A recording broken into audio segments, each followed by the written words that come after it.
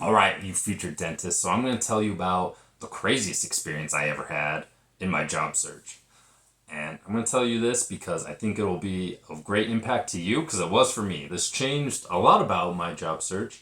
So going into looking for my first job, I applied to a ton of places, like a shiz ton of places all over America, because I believe, and I still do, that finding your first job is very critical for you out of dental school. I think it changes the whole trajectory of your dental career.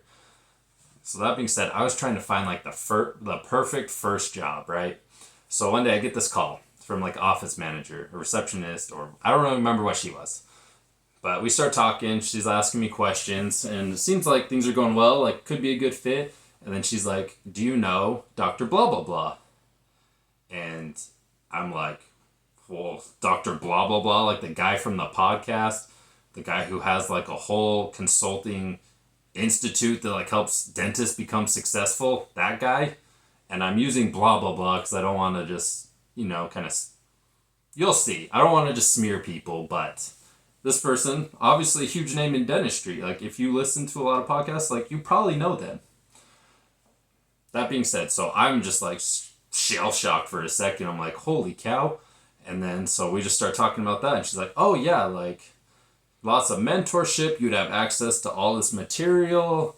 And then there's even the potential, like you'd work at one of the practices that he owns, but also potential that maybe you could jump to the other side too and work in, the business, the consulting side. So, and I leave that phone call and I'm like, holy shiz, I just hit the jackpot. I found the perfect job. So we set it up to come like see the offices, come meet her. Not meeting Dr. Blah blah blah yet, but it's in the talk. So it's like an hour and a half away. So I'm driving up. I'm listening to the podcast of Dr. Blah blah blah, and I'm like, oh my gosh, this is amazing. So I go to the first office, and this is an office that they bought from someone else. So it was like a father and son. The father just stepped aside, and the son's running it. You'll see why that becomes a little more relevant in a second. But the office seemed pretty good. I liked the guy pretty well. Like staff seemed pretty good. But they were kind of weird about like something. They're like, "Are you going to like two of the other offices?" And I was like, "Yeah, I was planning on it." And they're like, "Oh, okay." And they're like, "I don't know, something seemed off, and maybe it's hindsight now." But I was like, "Okay, well, all right." And they told me directions, so I start driving to the second office, and I'm like, "That was great. Like, I'd be happy to work there." So I go to the second office, and when I'm almost there, I get a call from the office manager, receptionist. I'm not sure exactly what she is, but she's like, "Hey, I'm so sorry. I'm not going to be able to meet you at the second office. Maybe we should just do it another time. Glad you had a good experience at the first one, but we'll just kind of maybe see if we can do it another time." But at that point, I'm like pulling into the parking lot, and I'm like, "Well, I'm already here. What if I just go walk in and check it out? Like, what's the worst that could happen?" So I walk in, and I go to the front desk, and I'm like, "Hey, I was here to kind of like shadow the office, just kind of meet the staff, see what things are." And they're like, "What?" The lady at the front was like, and she's like, no idea like I was coming or anything. And then she's like talking to the other front office lady, and they're like trying to figure out what to do with me. Um, and in that, while we're kind of waiting there, one of the doctors walks by who's like walking out his patient, which is kind of weird. So he's like, "Are you here like shadowing and stuff? Are you like applying here?" And I was like, "Yeah." And he's like, "Oh, okay." And he like walks away, and then he walks back and he like slips me his card with his number on. And he's like, "Call me." And he walks away again to like go do some patient. So I'm like, okay, he's busy, but that was nice of him. So then someone at the front's like, "Well, we'll give you like a tour, I guess."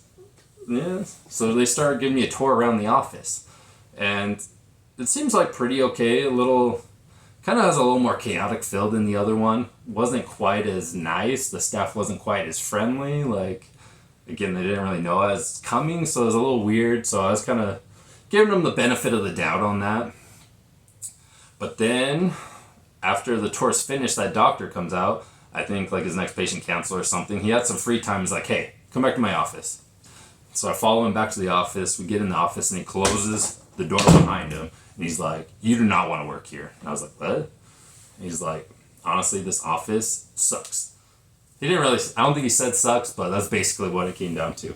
So he was like, "Honestly, we take Medicaid here." So he's like, "We do not make that much money. Like, we do not collect well. Like, we are not making a lot of money." He's like, the office is not well run. We don't have a lot of support. And then I was just like shocked. I was like, what is happening here? Well, that's crazy. I'm like, but Dr. Blah Blah Blah owns this. This is like what he does. He makes practices successful. Like, I thought all of his practices would be like top notch, high performance, like running beautifully. He's like, yeah, that's what I thought too. And that's why I applied to this job. But now I'm stuck here and I hate it. And he's like, I'm actually going to quit. I just want to finish up a few cases for my patient and then I'm going to quit. And I'm like, holy shiz. Like, just kind of flabbergasted. And then the other associate walks in and like, he's kind of saying, he's like very quiet, like closes, make sure the door's closed behind him. He's like, you want to apply here? And then the other guy's like, yeah, tell him what you think. And he's like, oh, it sucks here. Like, he's like, I'm literally quitting this week.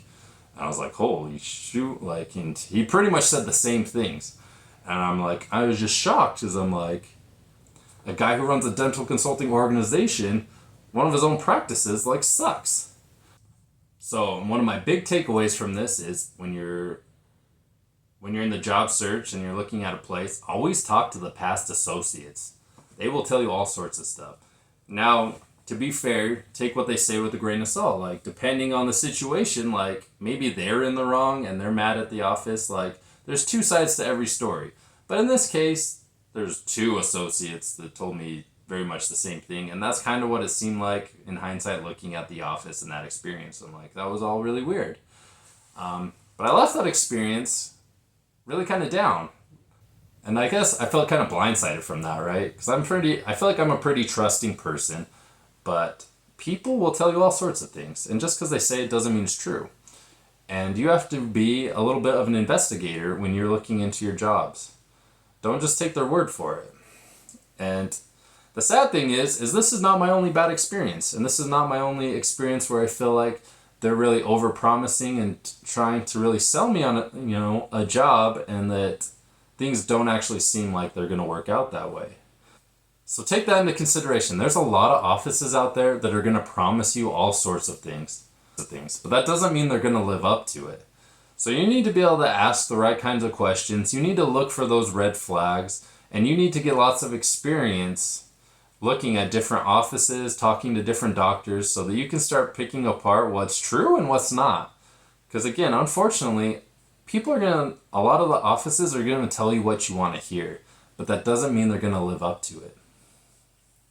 And if you're looking for more resources or help on this, because searching for a job is tough out there, it has all sorts of resources on there for you, a sample of my resume, questions to ask your employer, things to look for, red flags, and things to avoid in an office. So make sure you check that out if you're wanting more resources. Make sure you subscribe so you can see what happened next in my job search, because it's kind of a long, painful, and frustrating road. But I wish you all the best. Let me know if there's anything else I can do for you, or let me know in the comments below, and I'll see you next video.